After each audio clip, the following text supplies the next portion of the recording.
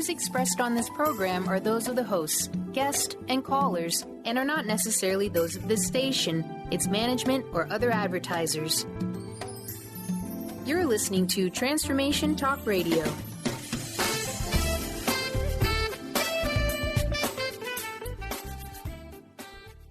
Hi, welcome. This is Dr. John DeMartini. This is one of the most amazing and inspiring shows that you can listen into. If you want to be on the edge of your seats, if you want to open up your heart, if you want to expand your mind, and you want to meet incredible people, stay tuned because you're just about to experience a transformative radio show that will change your life. And you're listening to the Dr. Pat Show that's coming up right next.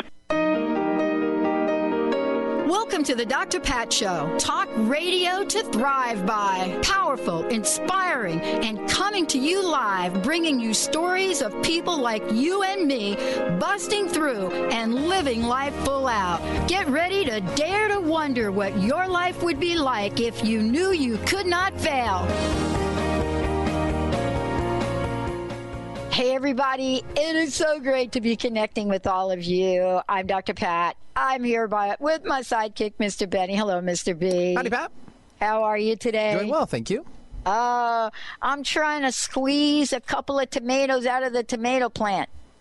Okay. I'm trying, praying for, come on, you can do it. Go ahead, grow, turn red. You do have to talk to your plants. I do talk to my plants. That's good for them. You know, I'm from New Jersey, right? Yeah, mm-hmm. And so have you ever seen a Jersey tomato? For real? I mean, Jersey tomato for real? Does it talk back to you or something? Here's the deal.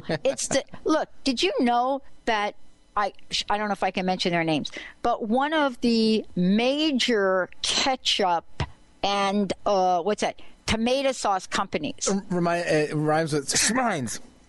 One of those? It's the other one. Okay. Oh, yeah, that's that one. Okay. That one over there. Okay. My dad used to have a trucking company, and he used to do trucks with them. Their tomatoes came from New Jersey, so we used to always go to that place farm where all the tomatoes were, and that's where they came from because New Jersey tomatoes are the size of a small pumpkin. Wow.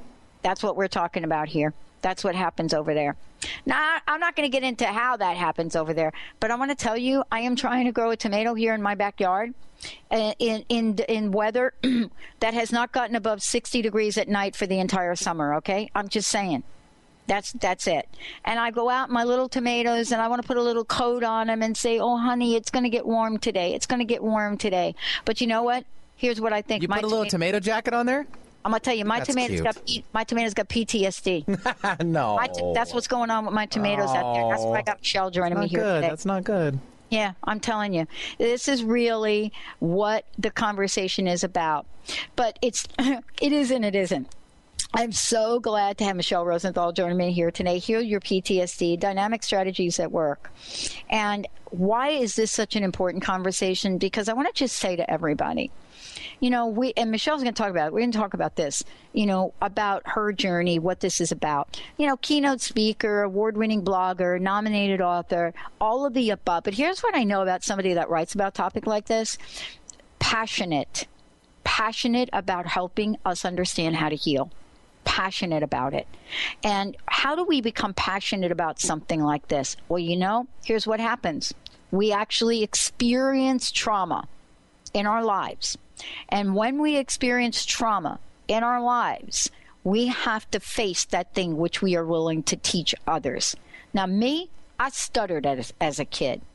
I am not going to be the person that got picked to grow up in the world and have a positive talk radio show. No. But what did I have to get past to do that? Went on, and here's what I'm going to talk with her about today. There's so much in this book, Heal Your PTSD. We have right now in the world, and Michelle, let me welcome you to the show so we can talk about this together. Welcome to the show. It's great to have you here. Dr. Pat, thank you so much. I'm delighted to be here. Your energy is awesome, and I'm really looking forward to chatting with you about this. And, you know, this is really interesting. So let's start with the conversation. You know, first of all, thank you for writing this book. And thank you for doing what you do in the world on this topic. I really appreciate you. Thank you for that, Dr. Pat, because I came out of my trauma at the age of 13, and the thing that I most remember when I walked away from a situation that I thought was going to kill me was the idea, you didn't deserve to survive. And then the next thought that I had was, since you did survive, you better do something really worthwhile with all of this. And, of course, as a kid who then ended up with PTSD, I couldn't. But as an adult who healed, I remembered the promise that kid had felt she should make. And so I appreciate your mentioning your appreciation, because I feel like every day what I do is for that girl who survived. And that means everything. Well, let's talk a little bit about this, because, we're living in a really interesting time.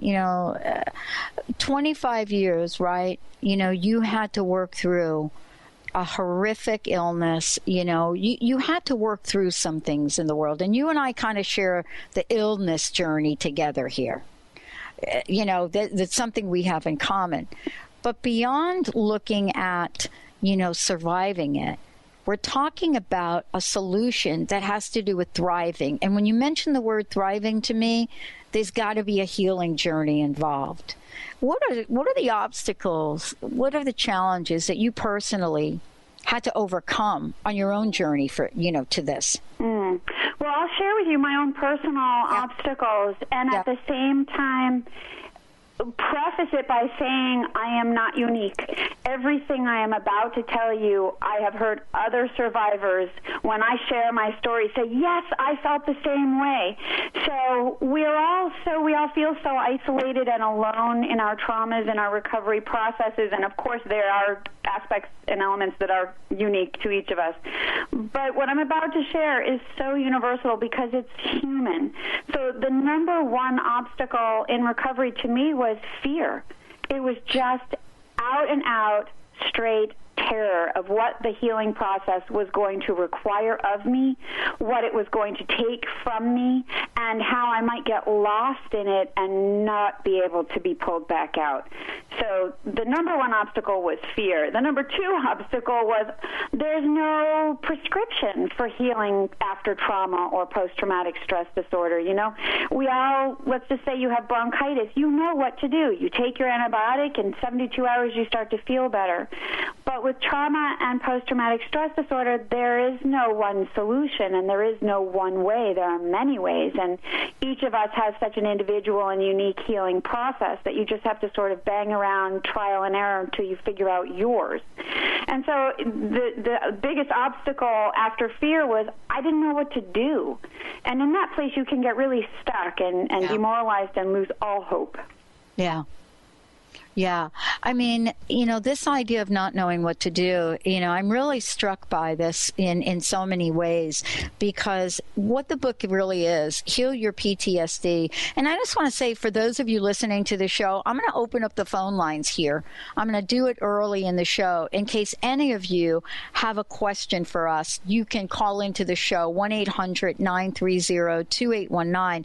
But you can also go to Transformation Talk Radio and scroll down, and you'll be able to type your question in if you have a question and you're not able to call into the show.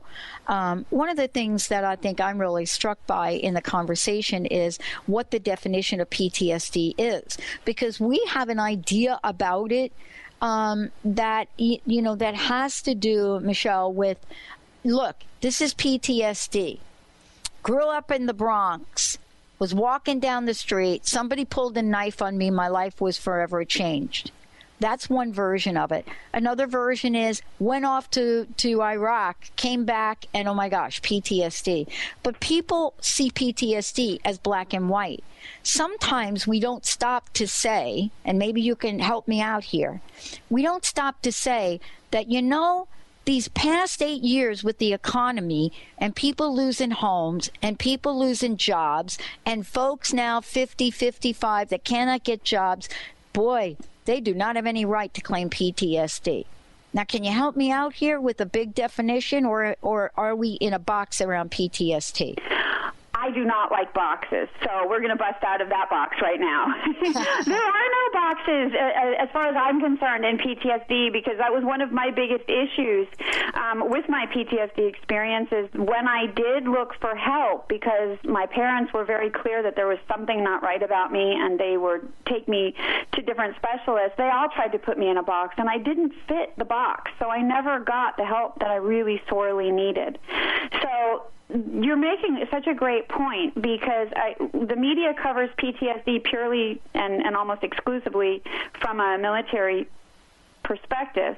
But actually, PTSD comes in all walks of life, because it is, at its core, the experience of life-threatening danger. And each of us has a different threshold for what that kind of stress does to us and how we interpret that kind of situation. So we can define trauma baseline in 3 simple ways. Number 1, any experience that's less than nurturing. So can you think of a person on the planet that hasn't experienced that? Yeah, right, exactly. Everyone, right? Exactly, yeah. So number 2, an experience that overwhelms your capacity to cope. Mm-hmm. And number 3, an experience that changes the way you see yourself in the world. So that's just a baseline definition of trauma. Now, post-traumatic stress disorder happens when longer than 4 weeks you experience symptoms of an activated survival mode. Mm-hmm. And those symptoms are in 4 categories: avoidance, re-experiencing, mood alterations, and hyperarousal. So when you start looking at it that way, I know people who have been diagnosed with PTSD because of an acrimonious divorce, where they are terrified that they're going to be homeless, out on the street, without any money, without a home, and dealing with a spouse who's violent and physically aggressive. So you don't think about that necessarily in terms of PTSD right off the bat, but it is a precursor for PTSD. And even in children, we see neglect as a precursor for PTSD. And you might think, well, how's that possible? That just means the child's by himself. Nobody's hurting him. But to a child, neglect is hugely life-threatening. Who's going to feed them? Who's going to clothe them? Where are they going to sleep? Who's going to pick them up after school? Is terrifying. So to pull all of this together, what we're really saying is that PTSD is an experience of a life-threatening perspective. And everybody, that can be different. But at its core, it's a sensation of enormous powerlessness in the face of something that threatens your well-being. Good. Having said that, now we're going to take a break, and when we come back, we're going to talk about the state of affairs and why this, this body of work that you have right here in this book is so significant in the world we live in today. What is it that Michelle means when she says every bad behavior begins with a good intention? I will tell you, I know exactly how that has played out in my long lifetime here. We're going to take a short break. When we come back, Heal Your PTSD. We have opened up the phone lines. Yep. Because whether you've been through a divorce, not a divorce, whether you know somebody that is really struggling in their lives, we're going to take you on a journey of how it shows up in our behavior, or how it shows up in the way we look at the world. We're going to take a short break. Thank goodness Michelle Rosenthal is joining me here today. Heal Your PTSD, folks. We'll be right back.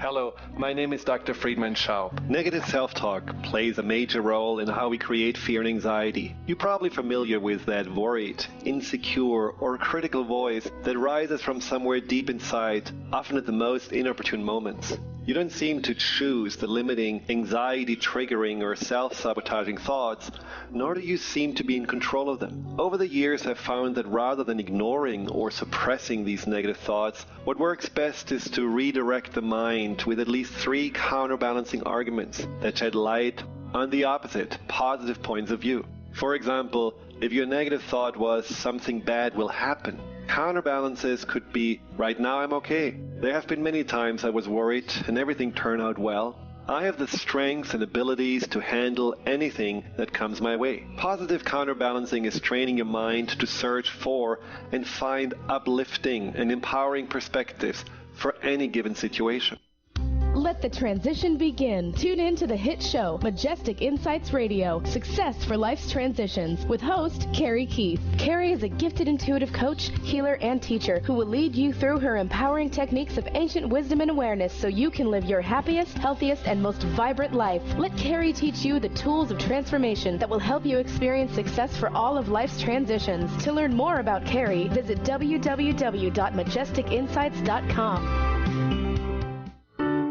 Are you feeling broken from your relationships? Are you second-guessing yourself about friends, family, and lovers? Tune in to the hit show that's creating a buzz in the love-seeking community, Love Seeker Radio, finding love for your authentic self with renowned love coach Heather Lynn. Tired of dissatisfying relationships? Kiss them goodbye and power up your love seeker energy. Coach Heather Lynn reminds you that you can just be you, the beautiful and perfect you. Visit heatherlynncoaching.com to learn more.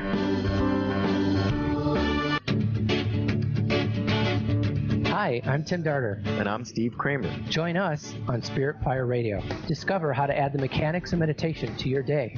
And watch yourself connect in a whole new way. Find the amazing moments in life's routines that often pass us by. Add to your awareness with Spirit Fire Radio. Tune in each Wednesday at 9 a.m. for your weekly guide to practical mindfulness. And to learn more, visit www.spiritfireradio.com.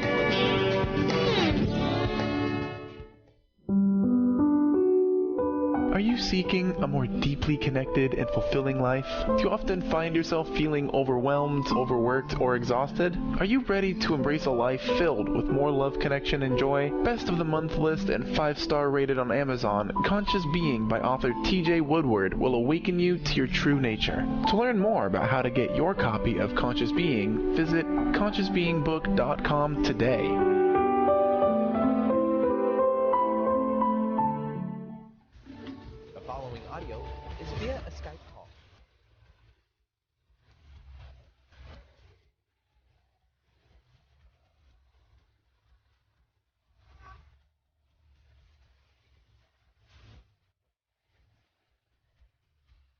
Nice, Benny. Thank you. It just makes me smile.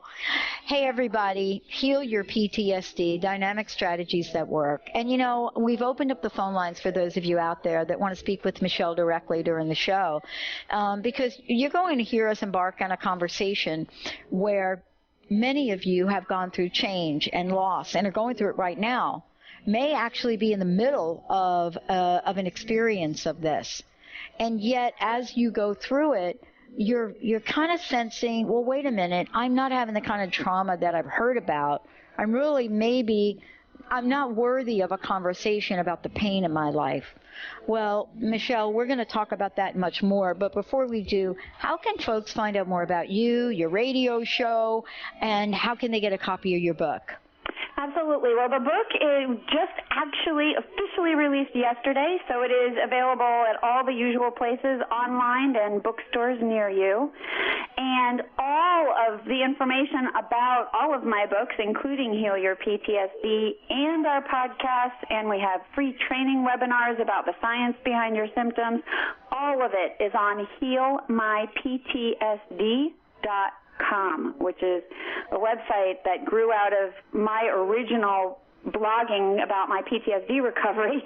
And then the next thing we knew, an entire community had just formed around it. So the healmyptsd.com website has been around for a long time, and it's really geared to give you the bottom line information about symptoms and treatment and everything you or your loved one or your client or your patient needs to know about healing post-traumatic stress disorder. Wow. And thank you so much for that. Because, you know, the reason I think, right, that, you know, people were starting to pay attention is it's like what we were talking about during the break, but also before the break. You know, there's a level of trauma that has happened in the world in these past 8, some people say 10 years, but let's just say 8 years, that no one is really talking about. You know, we're starting to see new BMWs on the road now. You know, everybody's got a new car, and it's as if what we've just gone through, we're going to just brush it under the rug. But I read something, and I'd love for you to talk about it. I read a little saying that said, let me see if I can remember it, said something like, change is difficult. Not changing is fatal. And I thought, I got to talk to Michelle about that. What do you think? Are we living in a world with invisible pain? No, I don't think it's invisible. I think it's visible everywhere you look. I think partly what drives all of our internet connection, I mean, we live in a high-tech, constantly super uber-connected world, and partly that's because the information highway is unending, but partly it's also, I think you're seeing an enormous need of people to connect. And so often we're driven to connect out of pain and fear and the need for support and love and the feeling of being a part of something so that we don't get so lost in our own selves. So I think the pain that's going on right now is visible, certainly whenever you log on to a news website or turn on the news at night. But even if you just listen to conversations around you, I was out to lunch earlier today with my brother, and at the table next to us, two women were talking about something that you and I were just talking about during the break, and it's job loss. One had just lost her job, and she just doesn't know how to begin looking for another one because she's not in the 20 to 30 age range, and there's a dearth of opportunity at the beginning when you're first dealing with, okay, this is a huge change. I think really at the bottom of all change is fear. And it's fatal not to change, but also it can feel fatal to approach a change. Right. Let's talk about a couple of the things you mentioned here. And I said something I read something from the book about, this idea of intention, right? And what that means in the book, and you talk about that. And then, you also say that PTSD recovery has a very specific outcome. And I want to talk about that because we so often talk about the trauma, but let's talk about recovery for a moment if we could. Because I don't know about you, but when I was in the middle of what was going on with me, I don't know that I could grasp that there was going to be a positive outcome. What have you discovered? I totally agree. During my recovery, I had no idea whether or not I was going to make it. It took 24 years between my trauma and my PTSD diagnosis. And during those years, I had just come to accept myself as a crazy person. I thought some people in this world are crazy, and I'm supposed to be one of them. And since I'm a creative artist, a little bit I was able to rationalize my craziness by saying, the most genius artists are insane. So this insanity, this could really work for me. But there was always that little voice saying, I don't like living like this. And so I think what happens is that so often we get stuck in a mindset. And then when you get your diagnosis, you say, okay, how do I get this done? And nobody knows. Nobody knows. Nobody can predict what's going to be the outcome for you because there are so many factors involved, not the least of which is your own internal resources, your dedication, your persistence, your resilience, and your willingness to walk through the fire of recovery. So I think you're so right.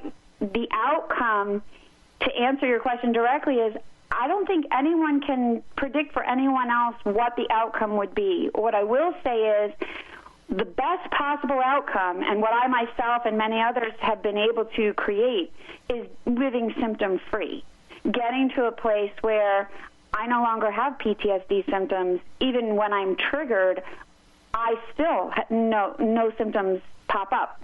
So to me, we start our recovery, each of us defining what we want the outcome to be.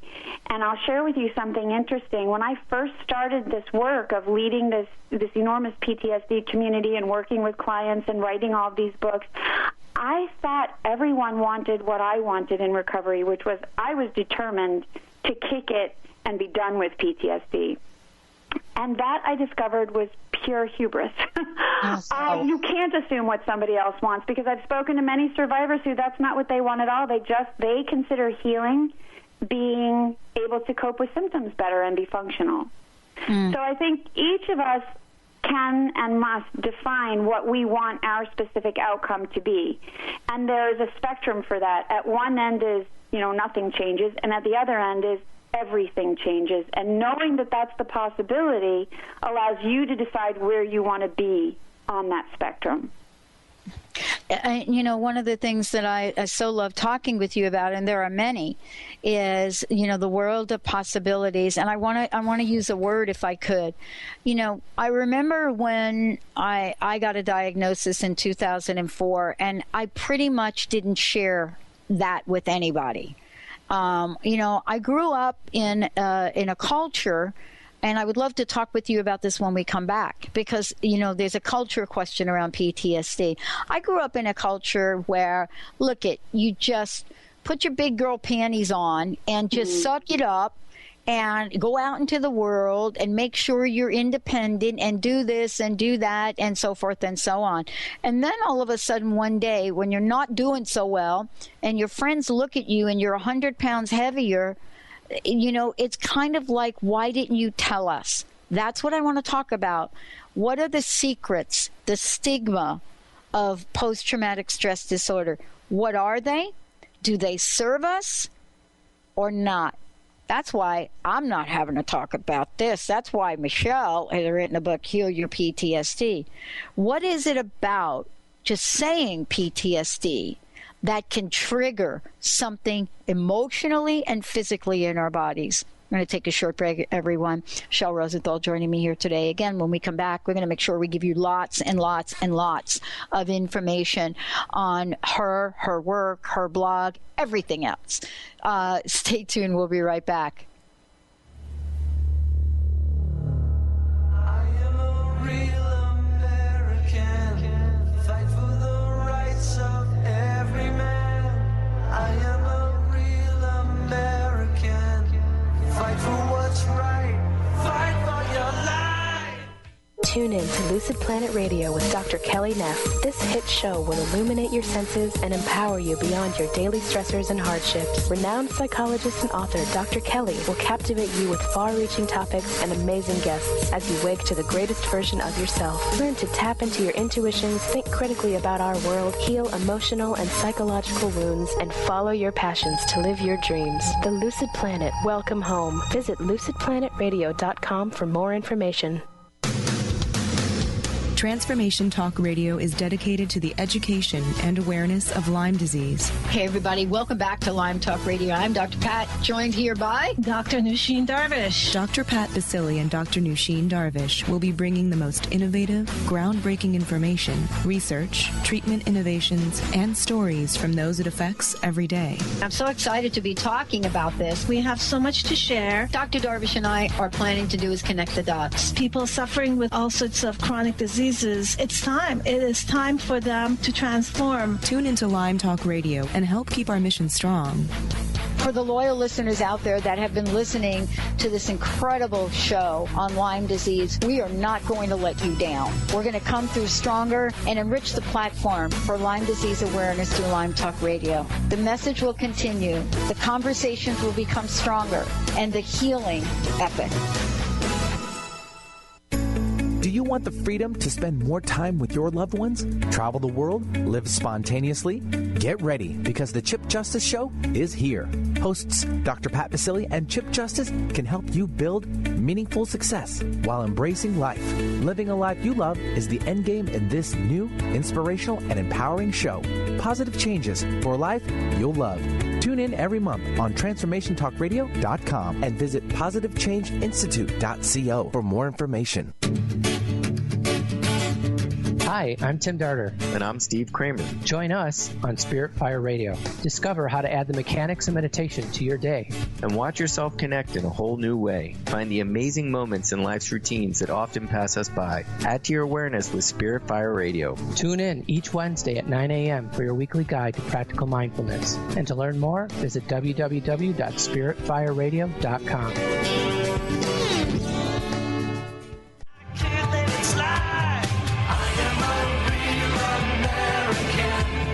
Fight for the rights of every man. I am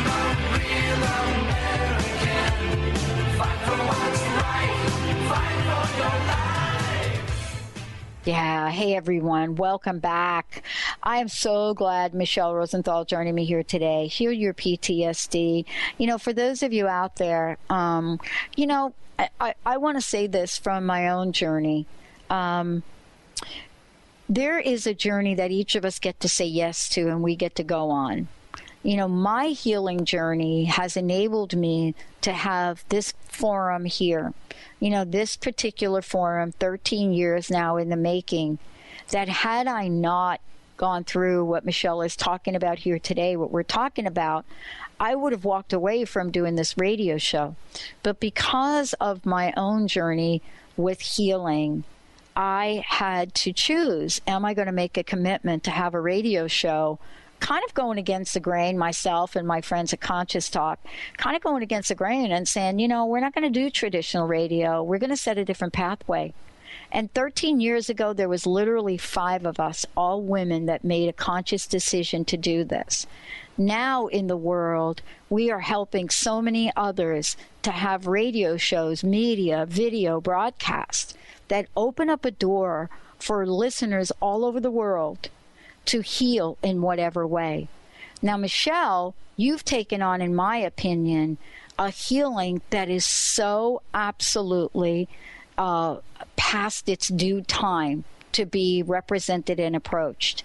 And before the break, I said to you, I think it's kind of an invisible thing, and you said maybe not. But here's what I know about PTSD. It is stigmatized. Saying it, whether you are from ex-military or ex-divorcee or ex-employee, it doesn't matter.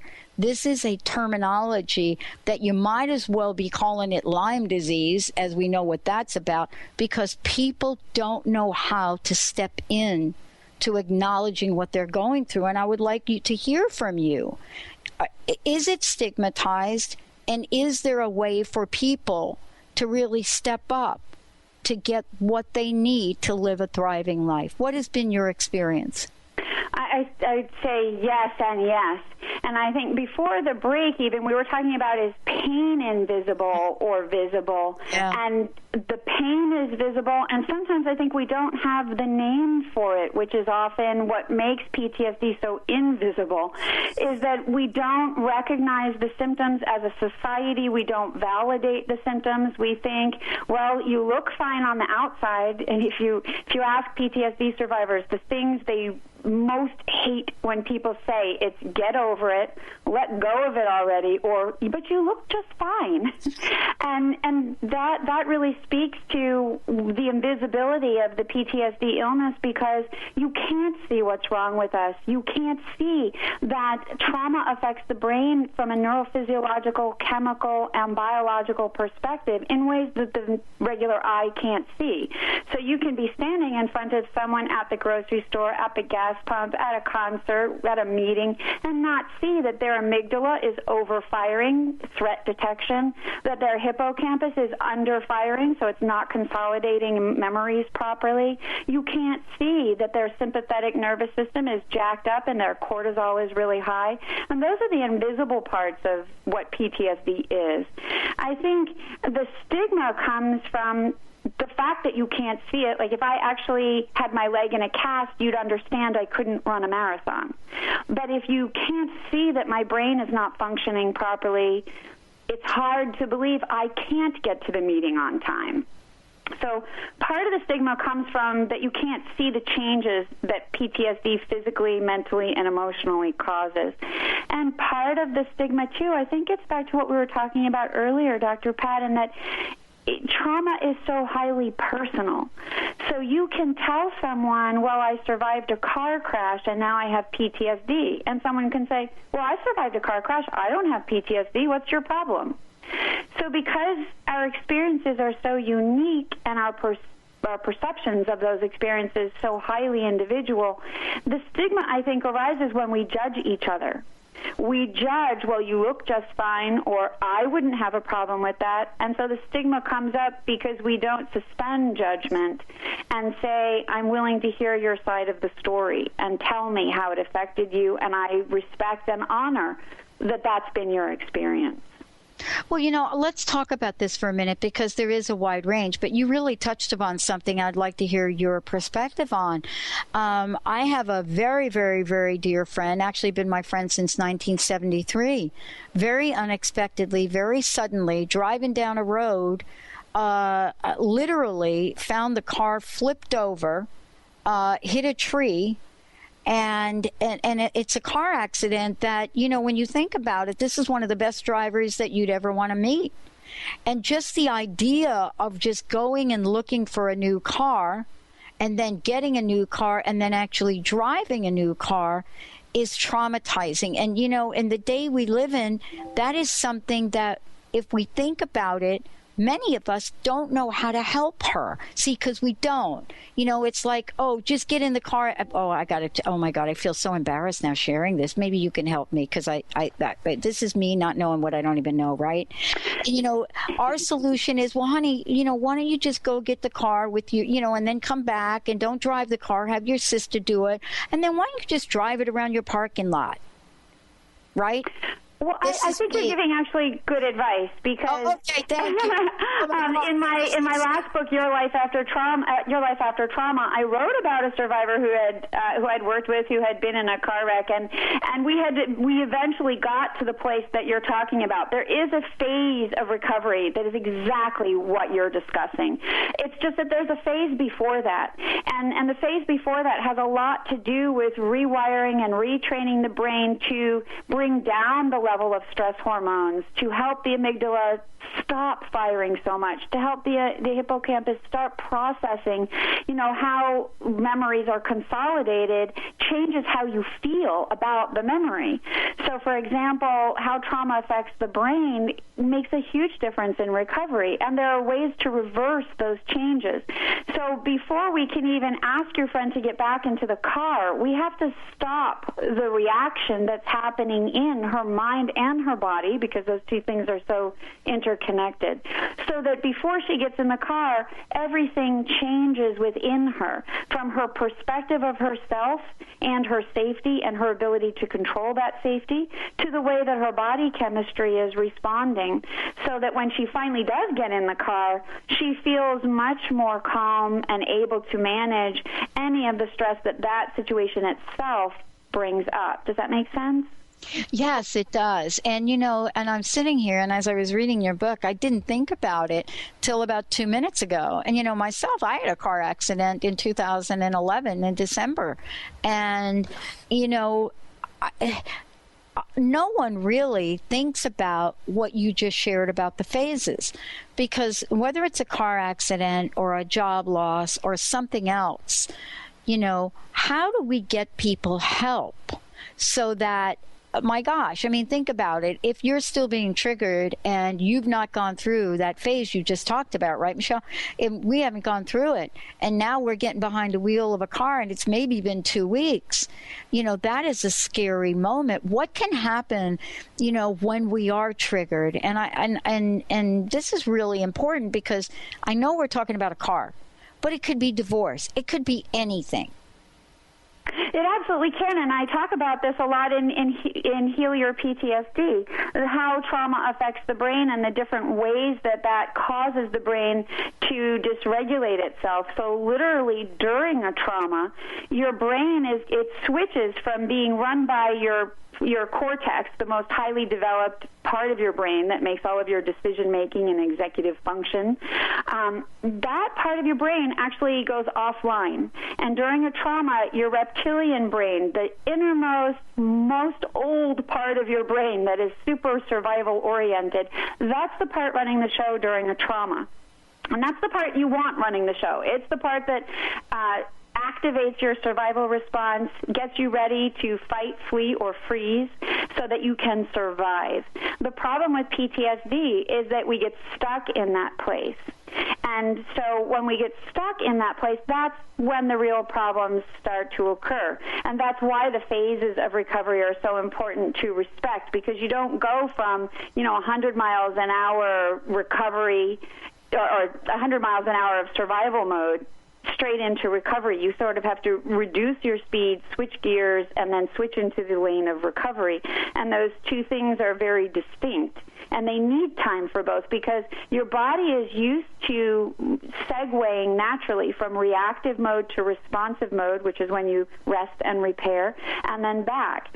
So it needs to be told and make that manual switch sometimes after trauma to get into responsive mode.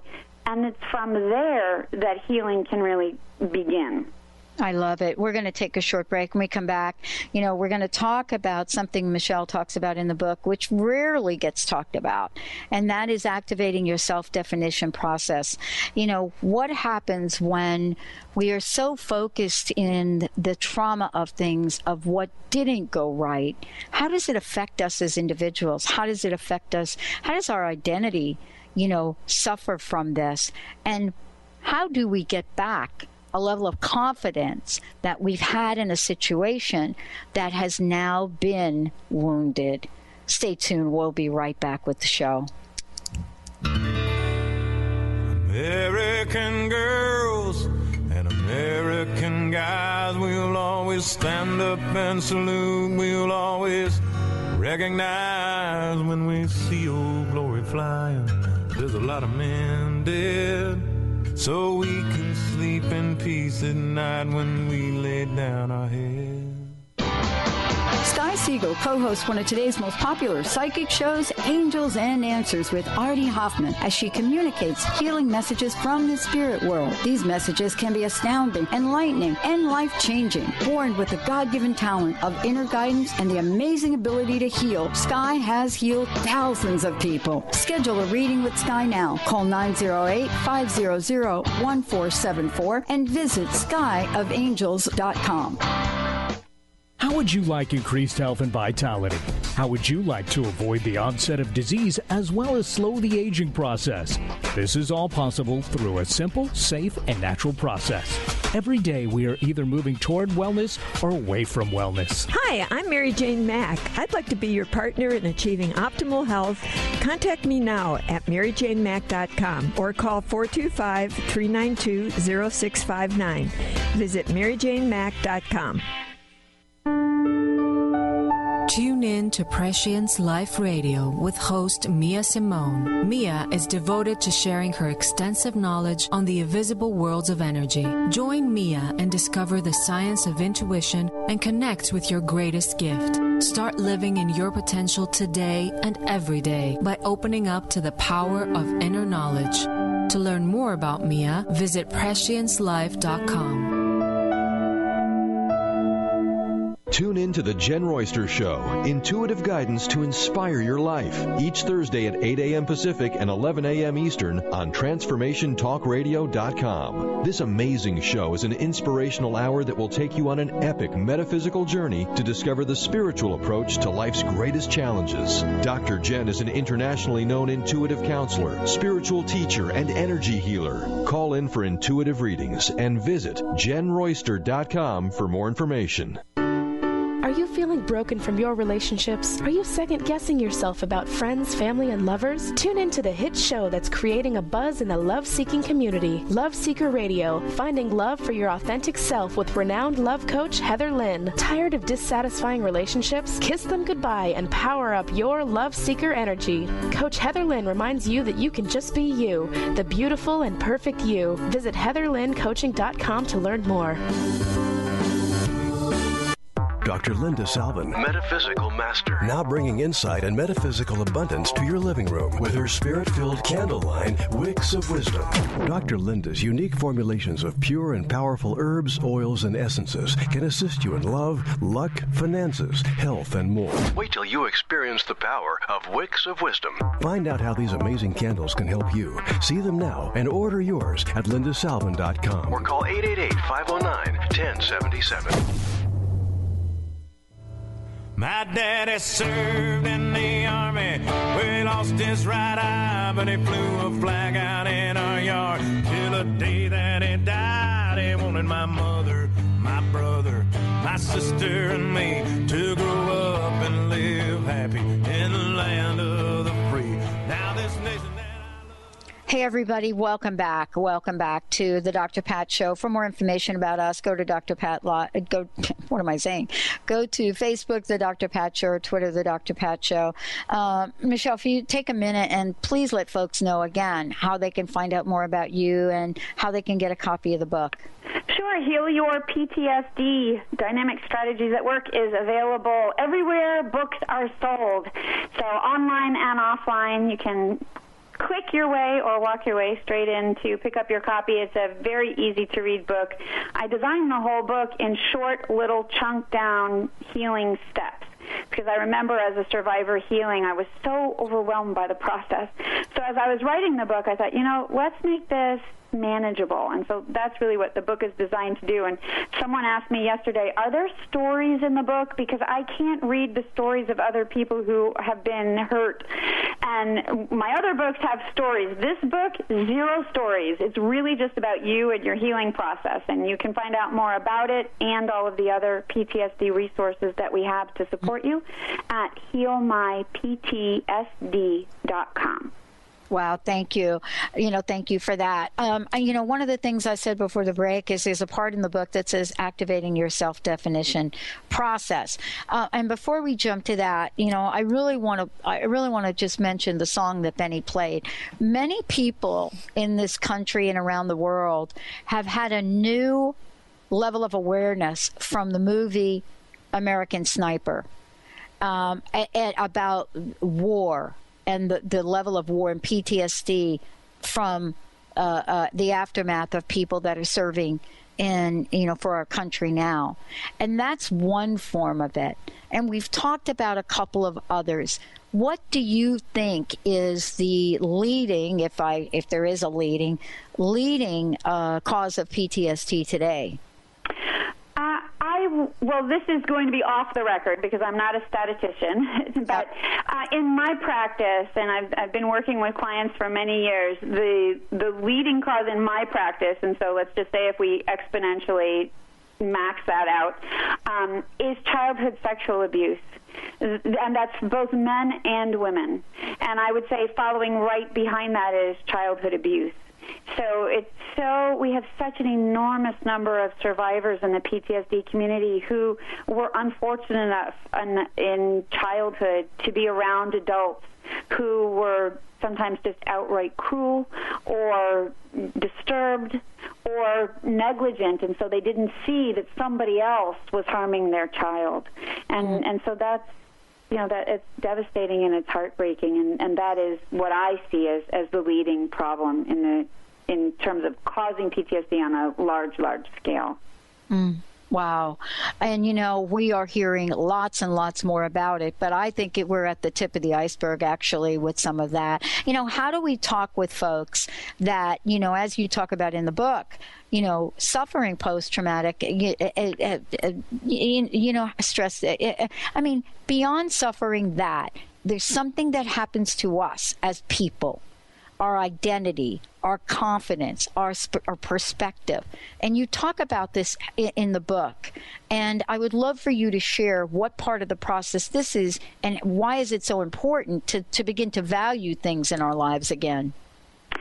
That's a great question, and one of the reasons that I went into it in such depth in Heal Your PTSD is because I feel it's such an integral part of the recovery process, and nobody talks about it. So often, this gets back to what we were talking about earlier, the obstacles to recovery and fear, and one of the big fears is attached to one of the big ironies, and there are many in PTSD recovery, but one of the biggest ironies to me is that all of the PTSD symptoms we have are designed to help us feel safe and in control. The hypervigilance, the avoidance, the remembering, the intrusive thoughts, the re-experiencing, the mood alterations, they're all designed to help us feel safe and in control after experiencing something that made us feel powerless and in danger. And so then what happens? We perfect these symptoms to such a degree that they start taking over our lives, and I say that facetiously because it's not like we're doing it on purpose, but we become really good at these PTSD symptoms, and they make us feel like, okay, I'm going to see the next dangerous thing that's coming. And then we end up completely non-functional and in PTSD recovery, and the first thing everybody teaches you is you need to learn to feel safe and in control. And it's like, well, I thought I was already doing that. That's why I'm so hypervigilant. And they say, no, that's not the right way to feel safe and in control. And so you're faced with having to dismantle all of who you've become, which is a good thing, but it's terrifying because if you're going to ask me to let go of all of my coping mechanisms, who am I supposed to be without them?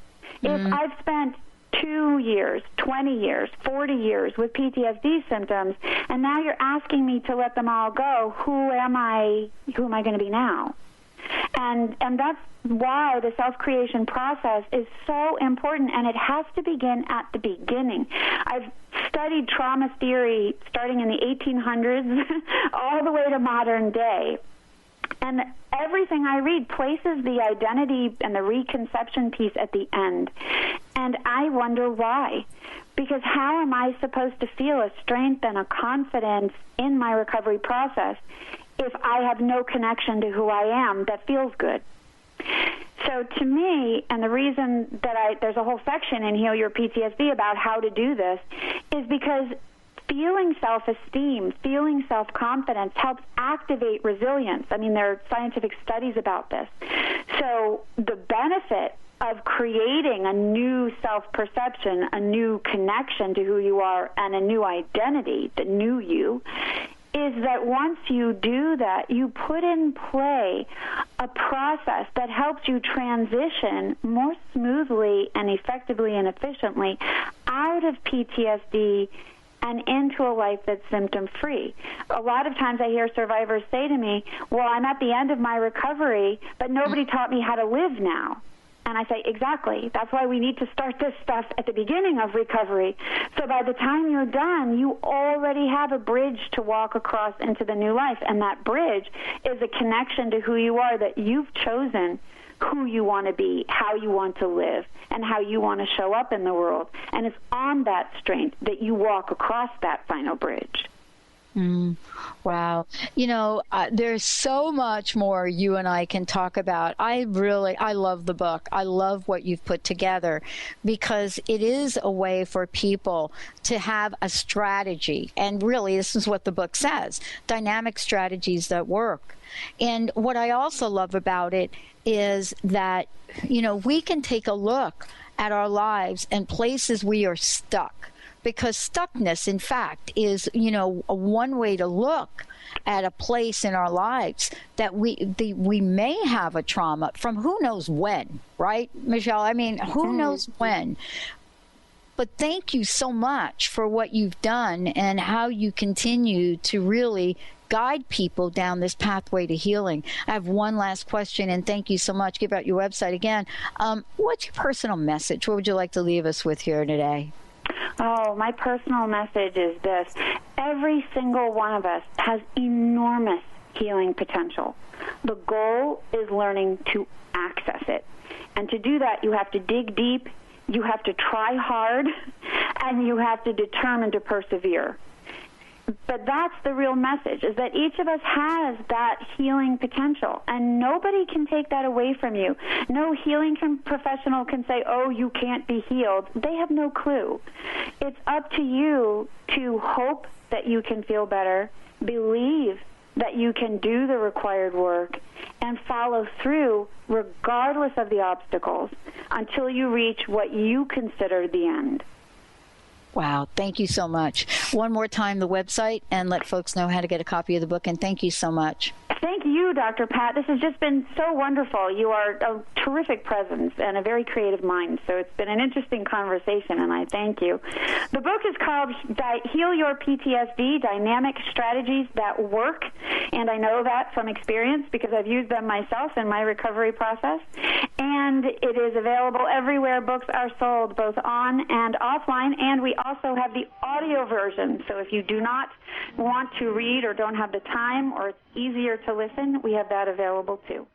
All right. Thank you. And for those of you listening to Transformation Talk Radio, and even if you're not, we've got lots of programming coming up this afternoon. We'll see you next time.